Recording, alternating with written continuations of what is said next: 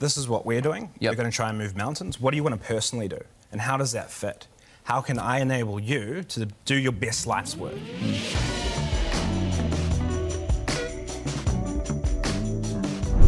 Hey guys, it's Anthony Baxter here, and you're watching episode 6 of the Smarter Hustle show. Is that 6 or is that 7?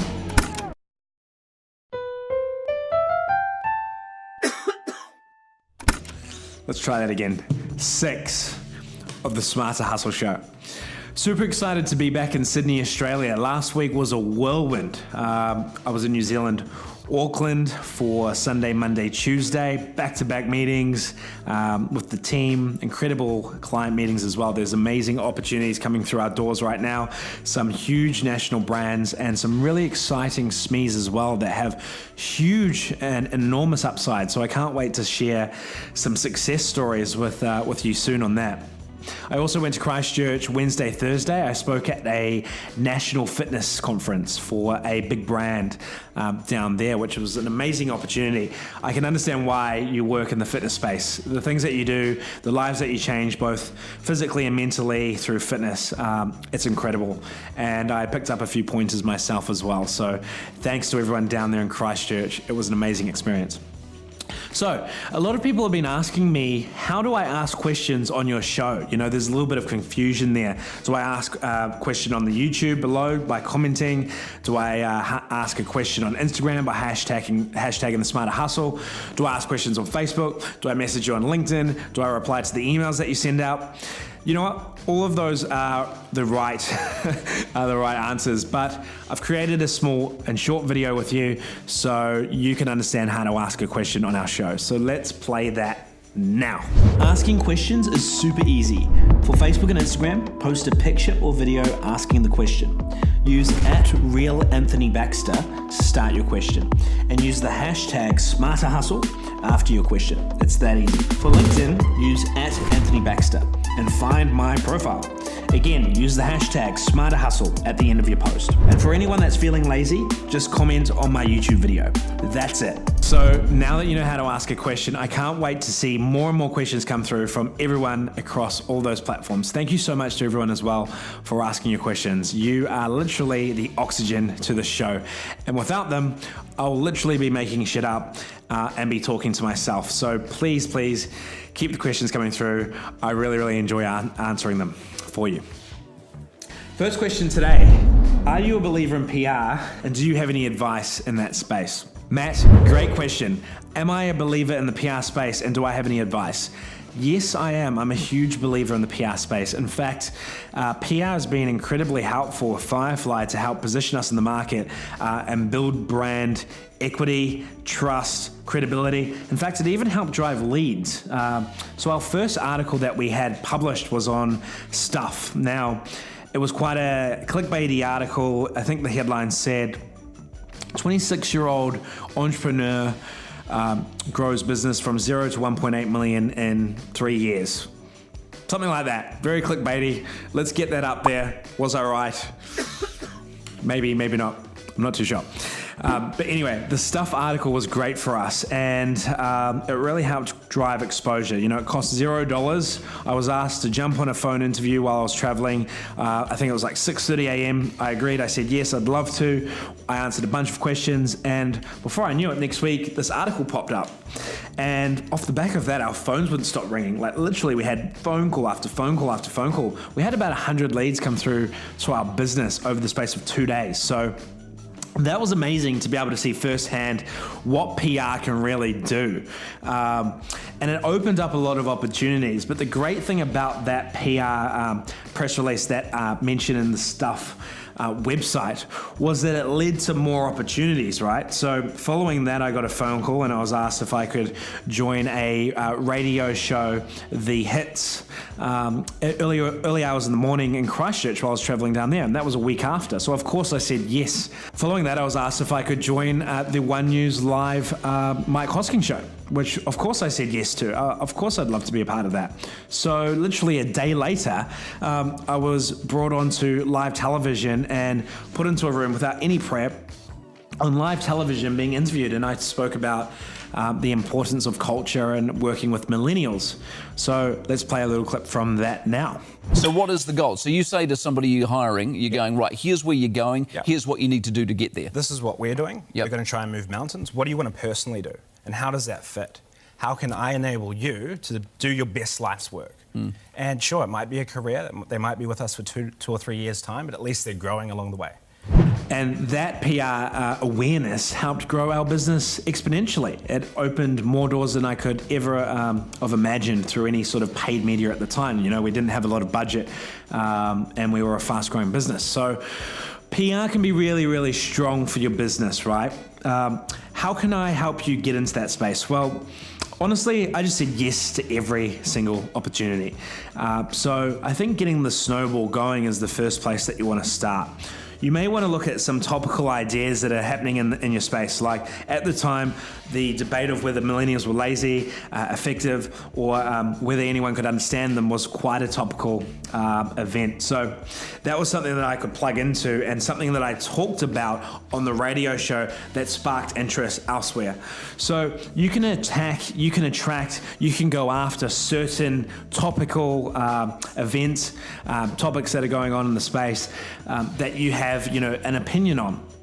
And you can actually approach the authors in the space by going on the website like Stuff, seeing these write-ups, finding out who the journalist is, getting their email, and then writing to them saying, hey, thank you so much for writing up that article on XYZ topic. I have 2 cents here. I'd love to be able to share my views. Now, if you do that enough, some people will ask, can I grab a couple of minutes of your time, or can I get your 2 cents on that? And that's how PR can really start. Of course, you can hire a PR agency and they can help open some doors.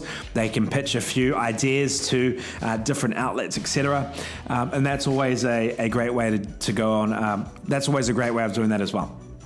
But if you want to do it on a budget, you can approach it yourself by having a look at the journalists in your area or in the topic that you'd like to talk about and literally approaching them yourself and trying to open a few doors there. Man, I'm stumbling. What is wrong with me today? Let's go to the next question. I'm just going to stop.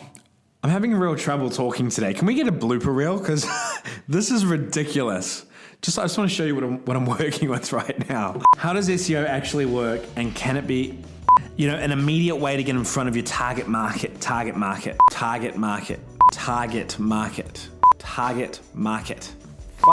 SEO actually work, and is it worth doing? I promised that there would be no edits, so no edits from here on forward, okay? Let's crack into it. How does SEO actually work, and is it worth doing? Right, I believe SEO is an amazing place to go. I really think that SEO will work better for certain categories or industries. Some SEO doesn't make sense. SEO with a .com, so if you've got like a SaaS product, an international website, SEO can be a nightmare. SEO is super expensive if you're trying to rank a .com in a highly competitive industry. There's also other industries that can be highly competitive. So my first answer to that question is it's all relevant, right? What business are you in, and what does the competition look like? If you're looking to rank locally, for example, .co.nz, you're looking to rank locally across New Zealand, or .com.au, you're looking to rank locally across Australia, or you even want to go a step further and you say you want to rank locally in Auckland, or you want to rank locally in Sydney, then SEO can be a great place to go. .com can be very tricky. How do you actually do SEO? How does it actually work? Well, SEO is really simple. I want to break it down in layman's terms. Google has a vested interest in producing and sharing the most relevant content in front of their searches. So if someone searches for red jumpers, Google wants to place the most relevant and quality content in front of the search user talking about red jumpers. It's that simple. You can't trick Google. You can't, there used to be these old tactics where you could stuff links or stuff keywords into a page. It just doesn't work anymore. You have to focus on quality over quantity. So how do you actually do it? Well, it's really simple, and I'll break it down into a couple of stages. Xander, if you can do some animations, that would be amazing. So step number 1, you need to focus on the research and keyword analysis. So before you even look at SEO, you need to understand what keyword search terms you want to get in front of. be back in one sec.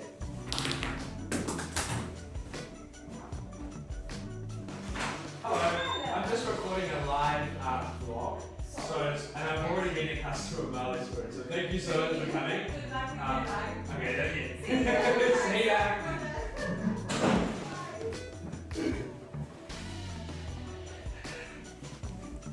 This is the second time that's happened. That's amazing. Love it. That was Marley Spoon trying to sell me some dinner packages. Old school door-to-door sales. Like, what are they doing, right? Please get in touch, Marley Spoon, if you're watching this video series. I think an inbound strategy might be really good for you. Anyway, where was I at? We're talking about keyword research.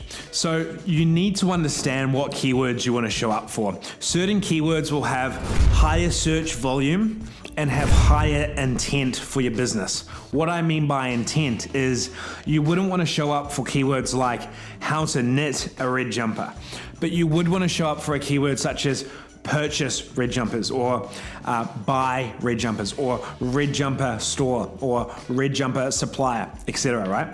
So you need to identify which keywords have the highest search volume, which keywords have the highest intent, and then you need to look at the competitiveness of those keywords. So if you hire an SEO agency, they can do a lot of this for you. They can analyze the competitors that are appearing for these keywords, and then they can reverse engineer a plan to rank ahead of them. SEO is really simple. If you want to be in position 1, you need to do a better job than the competitors that are currently in position 1. You can't have a page with 200 words, no backlinks, a terrible website, a slow website, and expect to try and outrank a website with, say, a page that has 200 words, high quality backlinks, a fast website, and a great user experience. It just won't work, right? And as much money that you throw into the actual strategy, unfortunately, it probably won't work unless you look at all the key elements of what it is that's ranking these websites in position 1. So SEO is a highly competitive space. SEO is something that I did for Firefly. You know, I went deep down a rabbit hole. It was very odd, you know. Being a big picture sort of guy, I have no idea how SEO excited me, but it really did. And I'd spend hours and hours and hours analyzing, you know, what are our competitors doing? How did they rank in position 1? What do their pages look like? How many backlinks did they have? There's tools online that you can use to analyze all of this stuff. One of the tools that I'll share is Ahrefs. So Ahrefs is a great tool of analyzing what backlinks a website actually has. You can see all of the links that they've generated, where they are. You can then go and try and reverse engineer those, or go out and get your own. And you have a benchmark of what you need to do versus what the competitors have done. For example, they may have 100 backlinks. Most of them are high quality. They'll have a domain rating. You go into Ahrefs, you analyze your backlink ranking, and then you know what you've got to compete against. You might be at, say, 50 quality backlinks. They're at 100. Basic SEO stuff, right, guys? This is the basic stuff. You're going to need to increase your backlinks to at least 100 if your content is exactly the same. So let's get into the first part of it, content. So the content of your website, the content of your structured meta titles and meta descriptions, the content in your URL, H1 headers, the content on your website page itself, all of this needs to be in alignment to the keyword that you're wanting to rank for. And if you're wanting to outrank your competitors, you probably need to do a better job there as well. So let's go through these in detail. Meta title. So meta title is the thing that you see on Google, the first line that is shown on a Google search. It's restricted to, I believe, 76 characters. Don't quote me on that. And then below that, you have meta description, which is limited to 156 characters. So the meta title is what Google is reading to understand what the page is about. So you want to include the keyword that you want that page to rank for in the meta title. You may do that by having red jumpers in the meta title. Now, you've got enough characters left to add a few other keywords. So let's say we choose 5 keywords that we want to rank for the red jumpers website page. Let's say those keywords are red jumpers purchase, red jumpers online, purchase red jumpers online, red jumpers store, red jumpers supplier, red jumpers. We probably want to include a couple of keywords here that are relevant to those keywords that we're ranking for, we want to rank for in the meta title. So I might restructure the meta title like this. Purchase red jumpers, line, store. As you can see, I've got multiple keywords in here, but red jumpers is the first thing that I can see. It's one of the key elements of the meta title. So what this is going to do is it's going to allow Google to rank you and actually see that you want to rank for red jumpers, purchase red jumpers, and red jumpers store. So we're covering a few bases here in the meta title, which is a great start. The meta description doesn't help you rank at all. The meta description is commonly confused. You know, people try and stuff the keyword in there, etc. Literally, the meta description is like an ad. Like if you're doing Google AdWords or you're doing a Facebook ad. The meta description needs to sell what your page is about and why someone should click there. So you should build intrigue. You should ask questions. You should tell them what your page is about. You should share your USPs in the meta description. You should include your phone number if that's applicable in the meta description. You want to use that space as valuable real estate to try and get someone to either click through or get someone to actually pick up the phone and call you even before they've even clicked that link, which is why you have the phone number there as well. So that's the meta description, that's the meta title. Second thing that we need to look at is the page itself. So let's look at the URL structure. So let's say my website is anthonybaxterjumpers.co.nz. Random. Okay. Looking at the URL structure, we're going to want to include that keyword into the URL. So that may look like something like this. anthonybaxterjumpers.co.nz/redjumpers.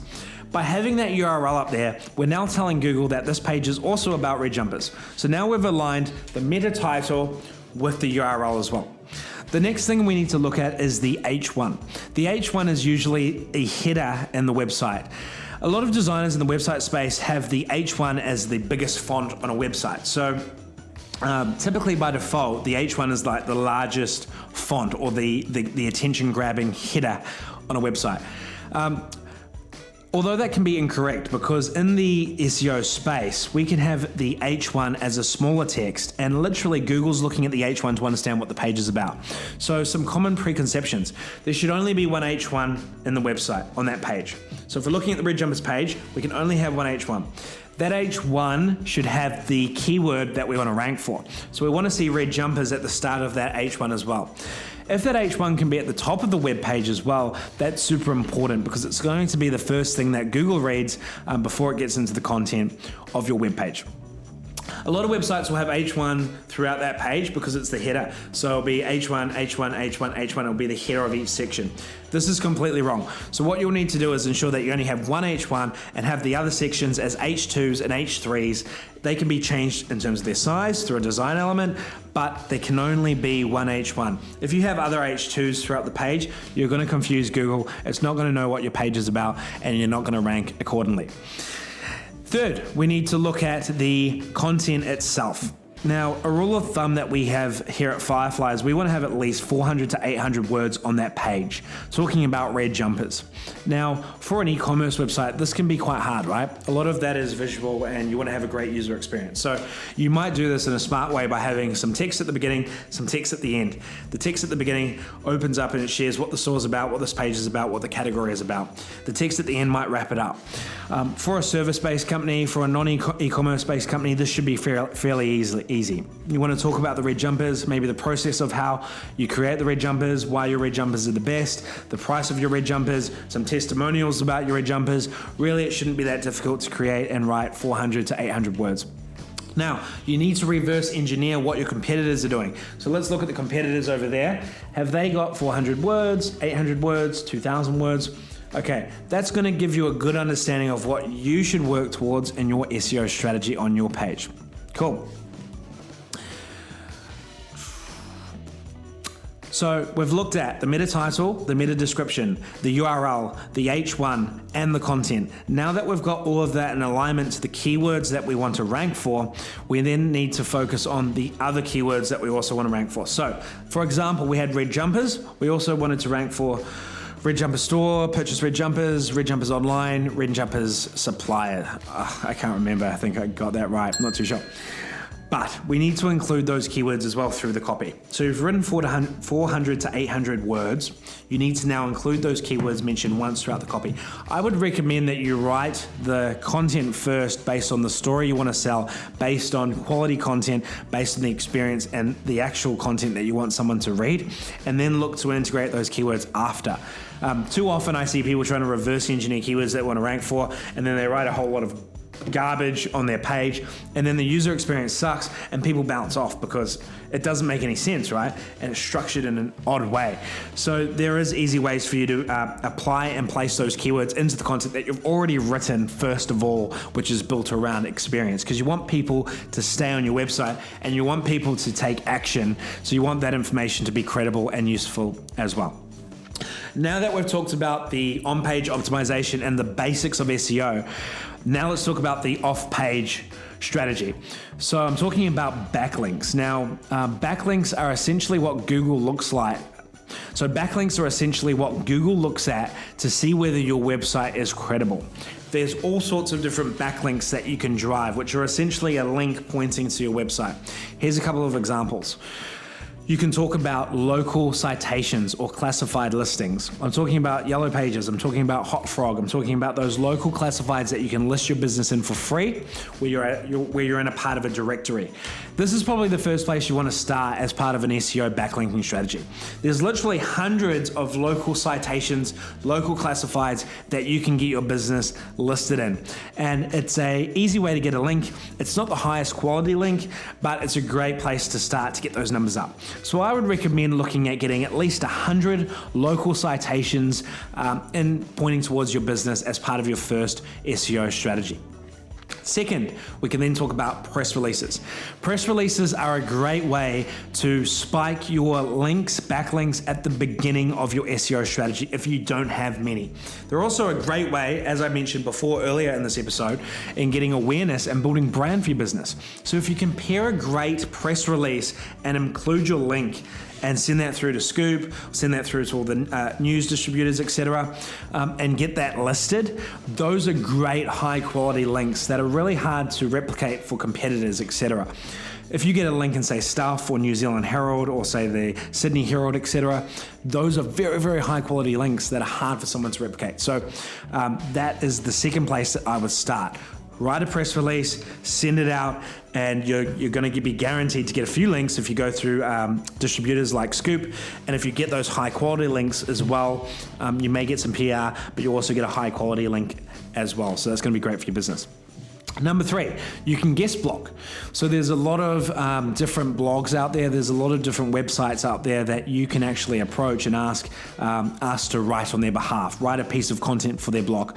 They're looking for people to write on their blog because that's great for their readers. You know, if it's a great piece of content, their website users are going to be happy. Their users are going to keep coming back for content. So they're really happy about that. And if you spend the time writing a good piece of article, then that should be accepted and approved and placed on a website. So a guest blog is an easy way to get a link pointing back to your website, but it also can give you a bit of awareness as well in your space. So just like PR, it has two benefits there, which is what I'm really a big fan of. You know, rather than just looking at SEO really technically and going, how many backlinks can I get? Using SEO to try and build brand awareness and credibility at the same time is what my preferred option would look like. Number 4, you can also have your links placed across suppliers, relationships with friends, businesses, etc. Anyone that's relevant, anyone that's high quality, that's happy to place a link back to your business. So suppliers is a great low-hanging fruit that I would look at, that where they can include you on their website if they have, like, say, a partners or suppliers page on their website. Number 6, I'm talking about articles. Now, articles are slightly different to guest blogs. Articles are where you can actually pay someone to place your article in their website. There's lots and lots of websites out there, website aggregators that have, real estate that you can place a article in and pay that website to place it in. So it's sort of a guaranteed way to get backlinks. Is it grey hat? Is it black hat? Is it white hat? It's sort of on the fence. You need to ensure that it's relevant, it's high quality, and you need to write that article yourself, and then you may need to pay a fee for that backlink. So I'm not talking about buying backlinks on Fiverr or anything like that. That's total black hat, and that'll tank your SEO rankings for the long term. You could even get a penalty from Google for that. What I'm talking about is identifying those relevant websites across the web and then paying them to list an article. A great example of this is Forbes. So you can write an article and you can pay Forbes to list that article, and part of that you can have a backlink pointing back to your website. So Forbes is a super credible website.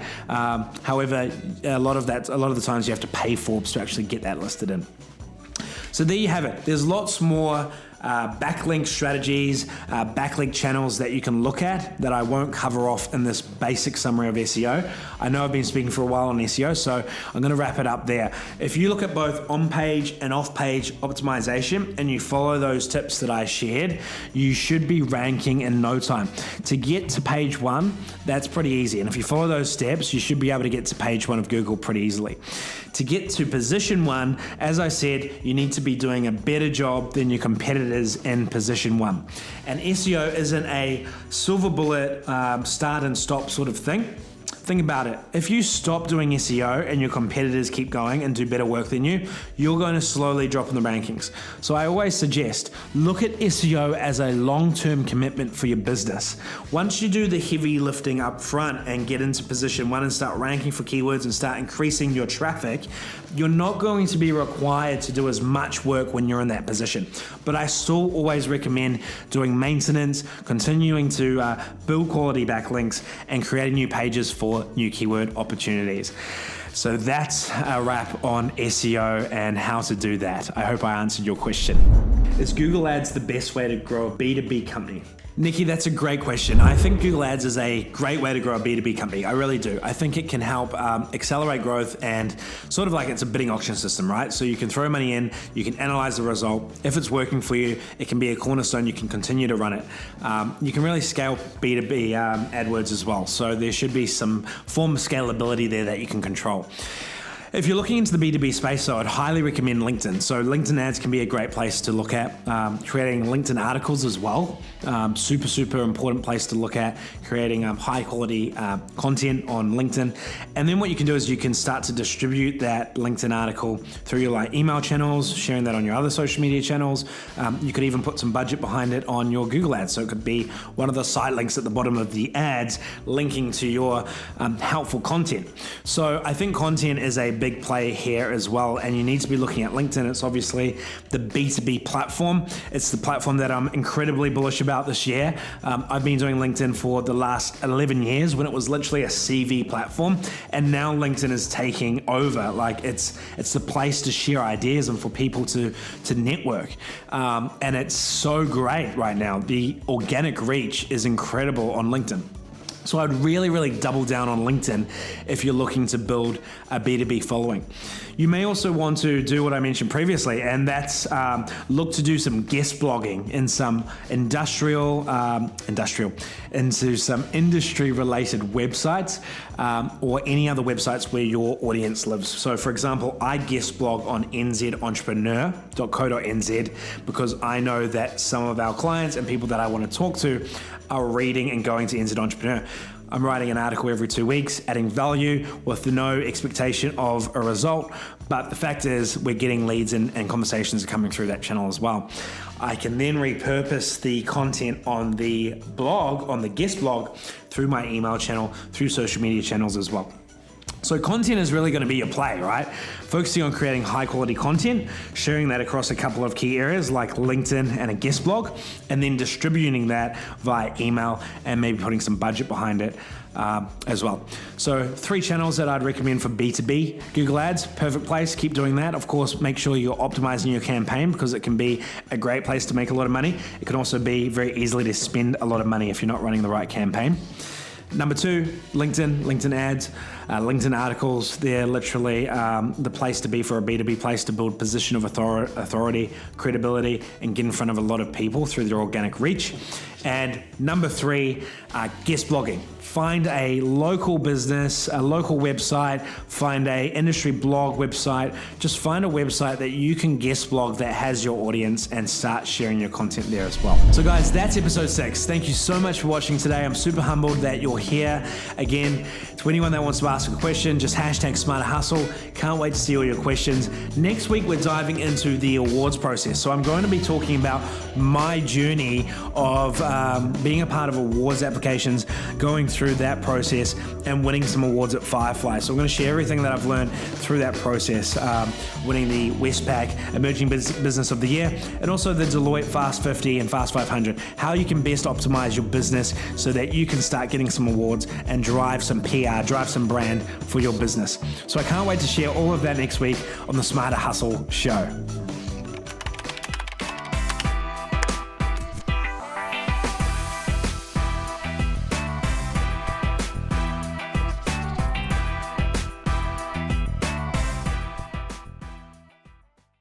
Target market, target market, target market.